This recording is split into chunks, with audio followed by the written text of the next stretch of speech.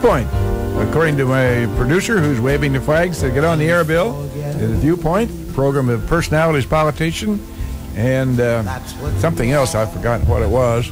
I just can't. How are you this morning, Mrs. Busby? Well, wait, just something. The party's over. It's time to call it a day. The party's over. They've burst your Mr. Ash has the. Why would he have that music on the background for you and I? Well, especially for me. Outspoken though you are. Of course, I'm kind of Casper milquetoast here. Never say much. Well, it's said and done. I do know one thing I learned out of this recent business we just had, completed yesterday. It's also probably rearranged geography a little bit, because what my children are going to come up and ask me about Benghazi, and I'm going to have to tell them, well, there's no Benghazi. It never happened. There's no such place as Benghazi. All right. So, good morning. good morning to you. We have a great guest with us this morning, Mr. John Fulton. You're going to introduce that gentleman in just a couple of minutes. Kudos. Speaking of the election, a lot of folks get up real early in the morning, including the lady to my right, Mr. Fulton, and serve all day. How long, Judith Kay? Well, it's I got there at 5:30 because we'd set up our polling place the day before, so we didn't have to get there at 5 o'clock. And we got home about 8:30, I guess. No, it's a long day. So thanks to those folks. That's not 3 hours, by the way. That's 15. Oh, thank you for qualifying. It wasn't that 8. And the pay's so good. You know, the remuneration that you get is just outstanding. Well, it's much better. I can't even tell you what it actually is, to tell you the truth, but it's much better than it used to be. I think when I started doing it, Pete Franz was the clerk. Yeah. And I think we got $40 or something like that. And that was when you used to have to count it all by hand. So people, especially at West Lincoln School, they one time had to stay till 8 o'clock the next morning. Oh, boy. Yeah, because... That's what they call pulling an all-nighter for certain. For sure, yeah. Well, these folks get out there and they do that all the time. They're volunteers. They don't get paid very much. They're doing their civic duty, and we appreciate that to all the election officials. Just yesterday, I bumped into Bob Sullivan out at the rec. He was completing his, and I was just starting my little tour duty out there each morning. And Bob recounted an incident, and I just thought it needed to be told to our listeners. Two sisters from Chicago had a brother who was deceased, and they were coming down here, and they wanted some government recognition, like folding the flag or something. They didn't know what they wanted, but they knew this something like that was available. Bottom line, instead of showing up with a couple of guys for this, and Bob had no idea who they were, just strangers from Chicago, had no idea whether it'd be 10, 12, 15, or 30 people there. Turned out there were 2 people there, the sisters. They turned out 14 of our boys to give the gentleman the full measure of devotion. Firing squad, the whole 9 yards. That's something. Well, that's bless something. their hearts. Yeah, bless their hearts. That's really to be commended. And even if it was only the 2 sisters, think of all that it meant to them to have that. Oh, yeah, that's a big deal. May not be to some people, but some of us old geezers means a lot. Muscular dystrophy is having their big drive again, and the old geezer has been, thanks to Mr. Ash, whom I remember in my will, submitted my name, and they're hauling this carcass off to jail, and I will be sending out a plea to get out. That may be tough for me to do, to raise that kind of money. I'm going to raise about $80, so you know, a dime a piece. That's not going to take. It's going to take a long time. So seriously, the muscular dystrophy campaign is going on soon, and I urge you to support those who would like to try to get out of the slammer. Why don't you introduce our good guest this morning? He's a stranger to the community, of course. Yes, of course. I'd be so proud to do that. John Fulton is Extension Advisor. You'll have to clarify your actual true title. It's County Extension Director now. Director. And Counties. he's and a darn good one, I dare say. You've been at this now for how many years, John, here? Oh, I went by 32 years this fall. Did you so, really? yeah. And I remember when you first came to town. I was telling Jeff that this morning and said, yeah, I remember when we used to do that out at the other place, and Yeah. that 32 was a year job. long time a year ago. Isn't that something, how Yeah. time goes by? Well, winter is coming, and will spring be far behind, and will my grass rise to the occasion? It's has. really recovered quite well. Yes, it's remarkable. Amazing, yeah. Well, Another week or two and it wouldn't have recovered very well, but we got it and it regrew from the crowns and roots. So for the most part, it's done well. well, we talked last week with Chris Miller from NOAA about the water table and so forth, because we have finally had some rain. And he said we needed some more. Now, the crops are pretty well in. What's the story? Well, we're finally starting to see a few tiles run. First time since about June when Yeah. we've had tiles running. And we've actually got moisture down. Some of the guys putting in buried power lines and tile and so forth are talking, 4 to 5 foot deep now.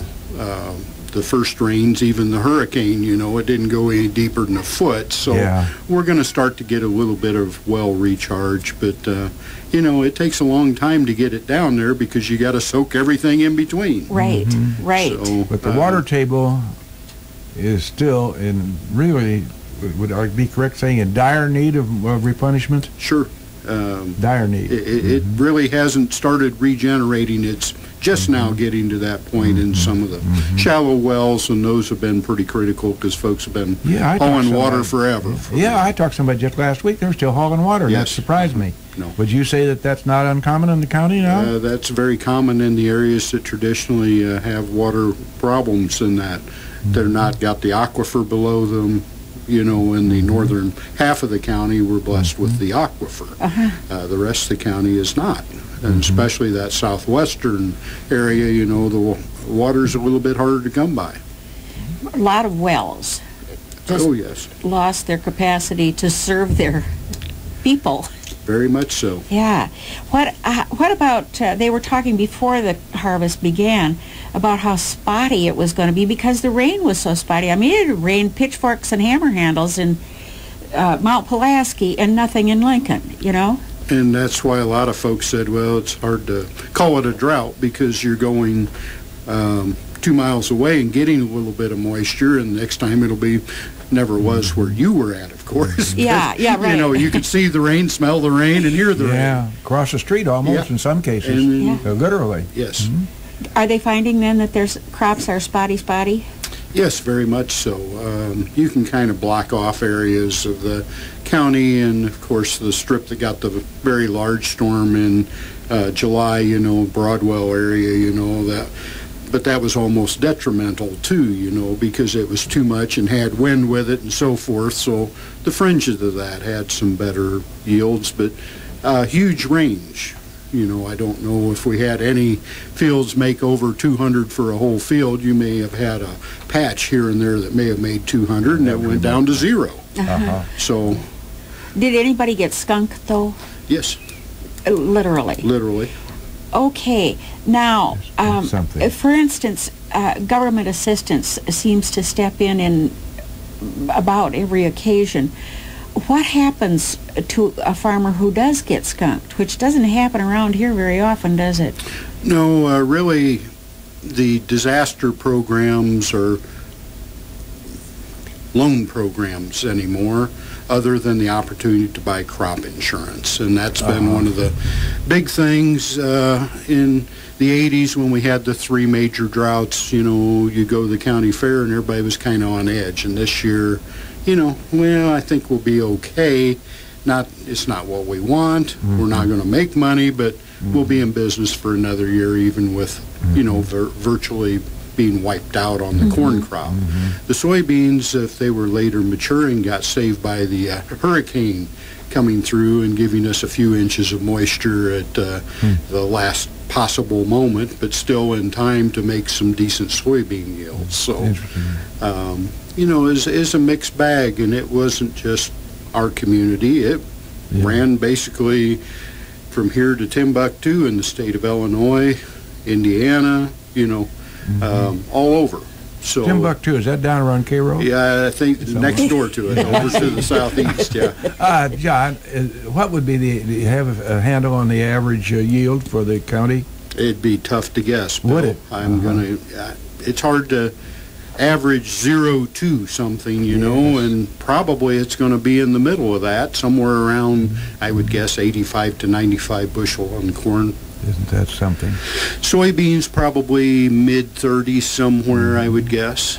And for the benefit of the but it's pure guessing. For the benefit of the non-farm, excuse me, please. I get all choked up when I talk about that. Seriously, for the benefit of those who might not know what an average yield for corn and beans would you tell us that, please? Oh, we're standing somewhere around 170 bushel on corn per acre, and somewhere around 41, 42 on soybeans. Well, that gives folks out there a little comparison. That'd be like a 10-year average, the highs, lows, and everything in between. But the good productive ground, we're used to getting 200 bushel consistently now on it. And it might be interesting to tell the non-farm folks there that might not have any knowledge at all of the equipment. Of course, they see the big equipment on the roads and in the field. But you might explain to them, if you would, please, some of the little features, the extra features in these cabs and so forth now. Well, I won't say they'll run themselves, but you could almost run them with a joystick from your coffee table and love seat. But you pay for that price too, and you can't buy a stripped down thing. You know, it's not like going to buy a Yugo. You know, you've got tractors costing $500,000 now. For Think of that now. Say that, $500,000. They're driving a McMansion, Sure. Yeah, really. And they have to have that to go. Tell our listeners what will be included in the ultimate in a tractor cab. Well, they all have utilization of the global positioning system, you know, so they can use radar and so forth, and basically auto steer. You want to hang on to the wheel, because if you do lose the lock, I understand, it makes a hard left. Right now. They can basically put things down less than an inch on, and so that's why everybody like straight corn rows, as Bill can attest to, and now you see a lot more of those. But sometimes it's funny, you see where they lose a little lock and there's a little jink right in the middle all the way through the field, but it's perfectly uniform. A uniform jink. Yeah, a uniform. But it's interesting, as I understand it, John, with the GPS and so forth, they can tell within how many inches exactly what this field is yielding as they go through and so forth. It's kind of a delayed thing by the time it gets through the combine and so forth, so they're off by 20, 25 foot as they go through the field, but virtually it's giving them real-time data the whole way through the field, you know, on what the yield is. And of course it's something that has to be set and calibrated for moisture and so forth. But now the next thing that they've been working on is, what do you do with all this data? And so now they're working just like the GIS system, you know, that the communities are using with map overlays. You know, you have, okay, here's the topography, here's the geographic boundaries, the next layer will be voting districts or something, you know, you can get all these different layers, and in farms that would be, here's the topography, here's my field boundaries, here's what my fertility levels are, so they overlay soil test maps with yield maps and so forth, and they can actually plug this data in variable rate spread fertilizer now. Sure. So that this area that took more is a higher yielding area, gets more, that kind of thing. So they're putting it where it's best utilized, and tends to do away with hot spots, and also the potential for having that soil wash off with nutrients and polluting streams and so forth too. Just absolutely, as a non-farm person, boggles my mind. It does. Does every farmer have to be a computer genius then? No, not everyone, but usually their support services have those services available, you know, to them. You still have people who don't even have a planter monitor. They're becoming fewer, further. And most people now, it's funny, you see a planter parked in a critical time. Well, what's the matter? My monitor doesn't work. I'm not going to go plant. Well, what you used to do, I'd raise it up on the end and see if it's spitting corn out. Well, it'd probably still work, but people aren't comfortable without it. They want to make sure it's done precisely. If the gauge doesn't say you go, huh? You know, I'm sitting here thinking of this degree of sophistication. It's just considerable. And the other day, we've had the gentleman, Mark McDonald, in here. Had an interview with him a couple of 3 years ago now. He has this real interesting story on to TV, Channel 8, Illinois Stories. Really interesting stuff. And the other day, he had a piece on a farmer up in Biggsville. I'm not sure where that is. And he has several head of percherons.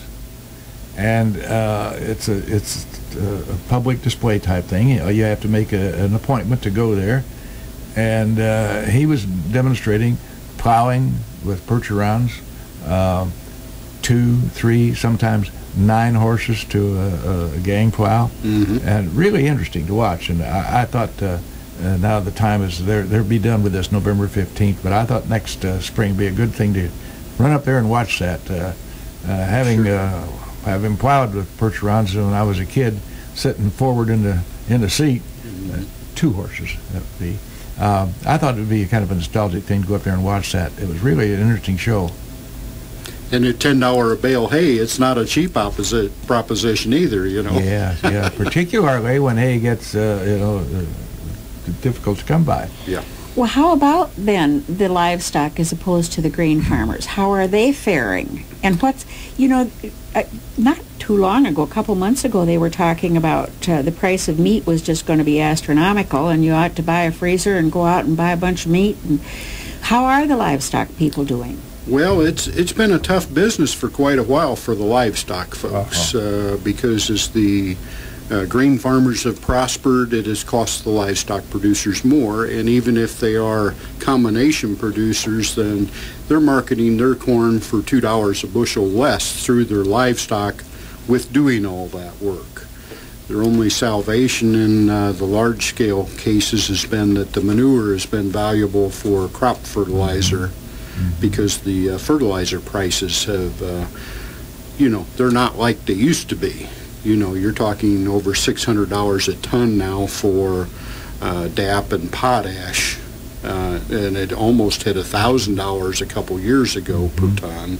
So when you have manure available, then that greatly offsets that input cost for fertilizer.